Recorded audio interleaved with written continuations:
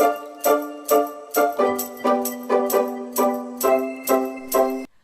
Morgen mga kamamshi and everyone. So ayan po, hello po sa ating lahat and hoping na okay po tayong lahat mga kamamshi. So ayan, for today's ganap natin is unboxing tayo mga kamamshi. So ayan na po yung ating unboxing for today mga kamamshi. My favorite na gamit mga kamamshi. So ayan, pang healthy lifestyle po natin ito. So ayan po yung kettlebell mga kamamshi.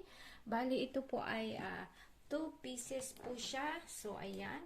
So, yan. Share ko lang sa inyo mga kamamshi. So, bali, nagamit ko na nga din ito last time.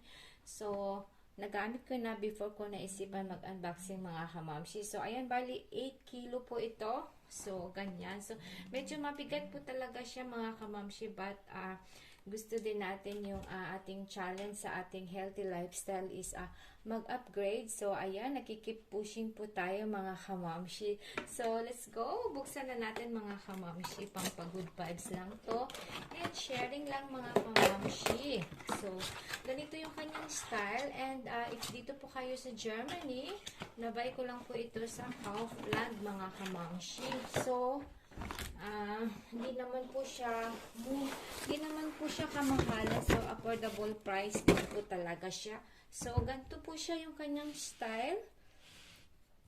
So ayan po yung kanyang new essential yung kanyang style mga kamamshi.